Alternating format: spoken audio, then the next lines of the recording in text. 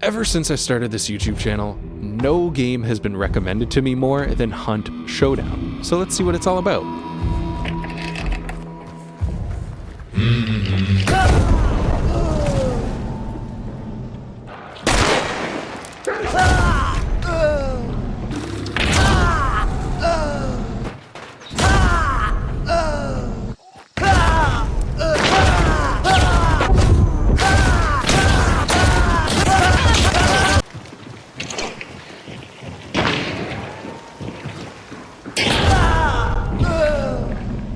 Oh my god, this game is hard. I knew that even with skill-based matchmaking that I would get my ass handed to me because those that I'm closest in skill to are probably still very experienced, but wow, this was rough. I basically donated all of my hunt coins to the community while testing out different weapons and traits and trying to get some map knowledge. Despite playing the tutorial and reading tooltips and descriptions, I still had a bunch of questions during those hunts. Like, are people focused on killing and looting me and extracting? Or is bounty tokens the only thing worth it? Or what do those even unlock or buy? What's the meta? Where are people going to be? Are they all rushing to the same spot as me? What the is that thing in the water? Before I had answers to any of my questions, I jumped into the main mode and somehow forgot to equip a loadout. I tried punching my way through, but somebody got me as I was pretty close to the extraction. I set out on another real bounty hunt with an actual loadout and managed to get all the clues I needed for my first boss encounter and made my way over there. I hadn't seen or heard another hunter the entire time, but I'm pretty sure they all heard me shooting everything and setting off every noise trap imaginable. I promised myself that I'd be a Chad in this game and not a rat, so I charged into my first boss fight and got beat down and lit on fire before somebody else showed up and ended my life. I spectated them afterwards and it looks like they set down a bear trap on my body. I assume so it's hard for somebody else to come loot me before lighting me on fire for a reason that is beyond me. I decided that I needed to actually just learn about the game for the next day so that I can play it well enough to even make this video.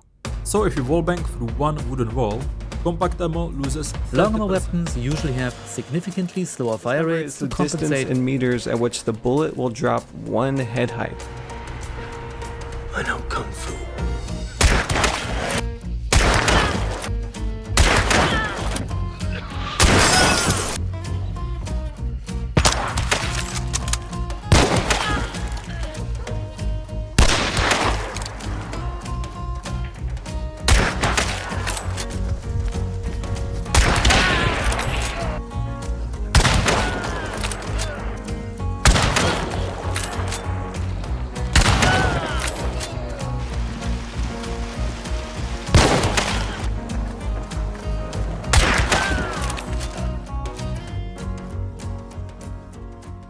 I sunk 70 hours into the game, and now I can definitely understand what's been bringing tens of thousands of players back to it for the better part of a decade. No other game provides an experience that is comparable to Hunt Showdown. It is truly in a category of its own, and the gameplay provides an experience that is way beyond the scope of the extraction shooter genre that it labels itself as. Matches begin with each team of 1 to 3 players spawning on the edges of the map. Depending on the player count in the lobby, there's either 1 or 2 boss targets that teams need to locate, kill, perform a banishing ritual on before extracting with the bounty token. Hunters can kill each other and loot their equipment and any bounty tokens they're carrying. The objective is simple, but the way matches play out is never the same. At the start of a match, as teams are gathering their clues to reveal a boss target's location, there's always a chance you'll run into another team, so some awareness is necessary, but the pace is pretty fast. Usually one team gets to a boss target's location first, and that's when the game starts to get complicated. You can kill and banish it right away and use traps to defend that process, knowing other teams will likely be waiting outside or trying to find a way inside. Sometimes, especially as a solo player, you know you can't easily defeat the boss and then defend the compound against multiple teams, so you set up an ambush or pull back and let other teams fight each other while waiting for the perfect moment to strike. Maybe the compound is out in the open and you can get a great angle to pick off a trio one by one from a distance, but maybe it's in a dense swamp with no high ground. Maybe another team is fighting the boss and you have a suboptimal weapon for the situation, but you heard somebody firing off a better one nearby that you could loot off of them, so you set up an ambush on them instead. Maybe as you're setting up that ambush, you spot a different solo player getting into position to set up an ambush on you when you move back towards that compound. And this is just the bigger picture decision making, never mind how many options you have when you're in close quarters combat with somebody, with different pathing and surface variations and weapon cycle times and so much more. You have up to 12 players with different powerful hunter traits equipped, all converging onto a single location, one team at a time from different directions directions, carrying 2 of over 100 weapons and up to 8 of the 100 different game-changing tools, consumables, or tarot cards, in addition to the fact that that location can be one of a dozen on any of the 4 maps, all with dynamic weather.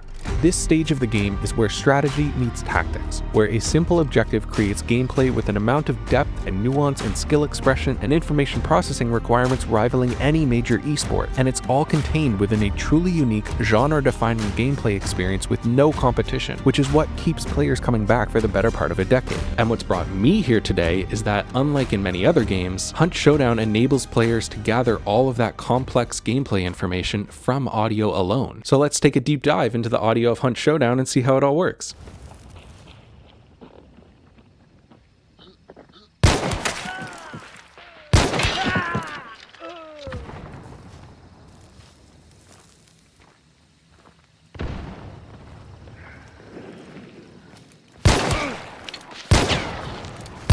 Oh, you better fucking shoot me or I'm gonna get you! It did not take me long after loading into my first match to understand why you've all been recommending this game to me for so long. The audio in Hunt Showdown is a language that you learn through repetition. Every noise provides information, and every noise has consequences, whether immediate or delayed.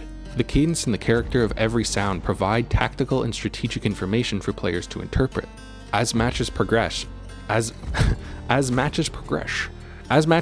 there's a tension that rises as everybody zeroes in on the final boss location, and good players will listen to the audio around them to inform their decision making in a way that not many other games even allow them to.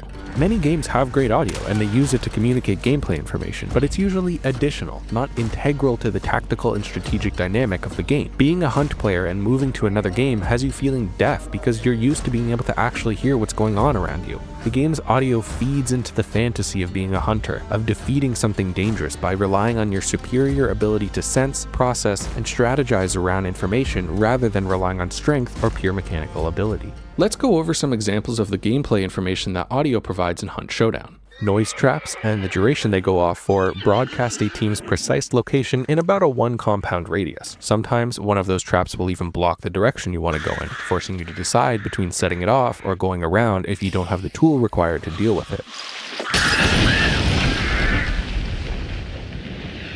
There's also small noise traps spread throughout each compound, such as hanging chains or hooks that will broadcast your position to roughly the entire compound if you run through them. The AI are mostly trivial to defeat, but it's extremely common for them to give somebody's position away within a compound as the hunter deals with them.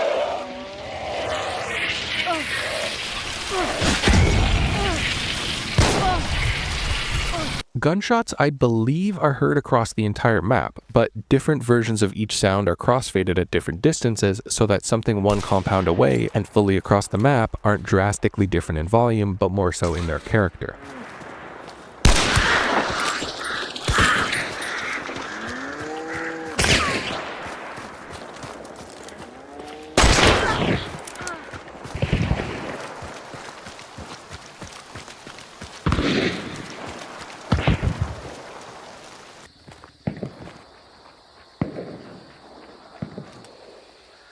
What's up?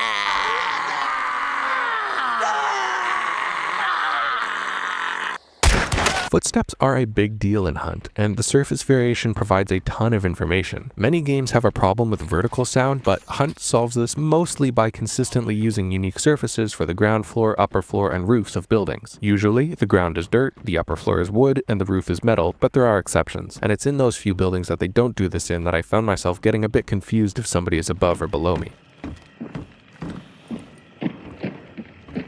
You want me to let you go, or do you want to die?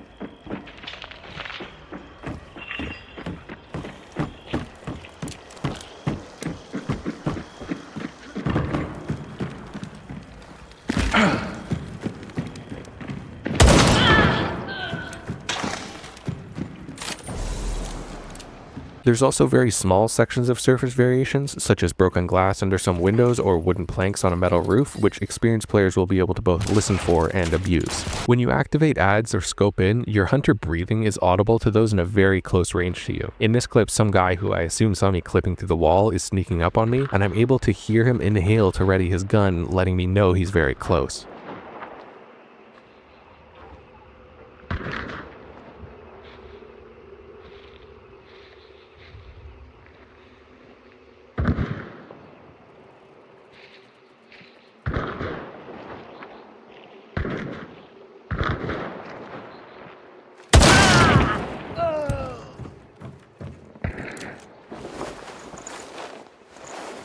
Beetles are my favorite and so useful for not only scouting a location visually, but also for giving you essentially a floating set of ears.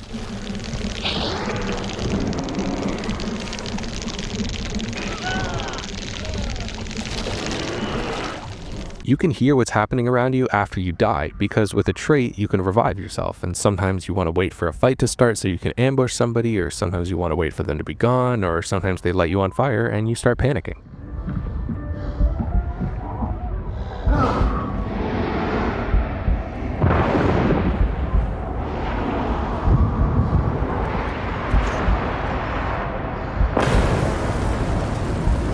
Doors make less noise being opened and closed if you're crouching, which I should have realized much earlier than I did.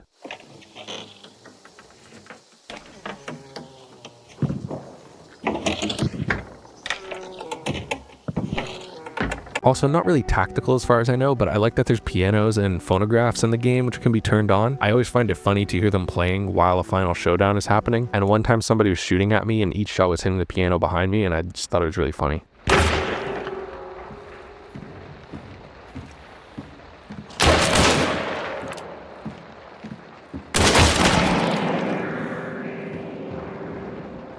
We won't go over all of them individually, but there's also tons of items and traits which affect audio by either making some distracting loud noise, or making something quieter, or allowing you to see audio visually. All of that tactical information requires a few game engine tricks to make them work, so let's break down how Hunt Showdown's audio works from a technical perspective.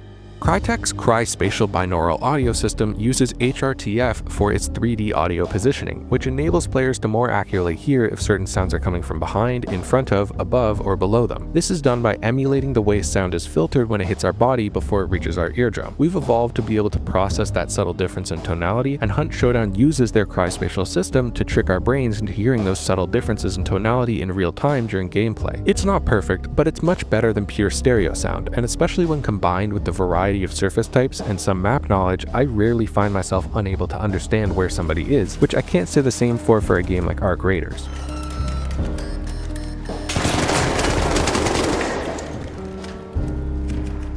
Something less unique but very impactful is the way the developers tweak the fall-off distances of many sounds in the game to make the sounds travel much further than they normally would. In the physical world, sound gets half as loud as you double the distance, getting exponentially quieter. In game engines, developers can alter that function to make sounds stay louder for longer, or get quieter quicker, or anything in between. In Hunt Showdown, fall-off distances are set for many groupings of sounds. Noise traps generally extend much further than they would in real life, with a pretty normal fall-off range as you're near them. I believe they're all meant to have the same effective range, but I'm actually not sure about that, as it's a bit hard to test. Nearby footsteps are very consistent in volume, which experienced players might not realize, but as a new player, I found it very difficult sometimes to know if somebody was 5 or 15 meters away, even if I knew which direction they were coming from. Looting hunters is also very audible to players in a surprising range, as are some of the vocalizations hunters make when they die.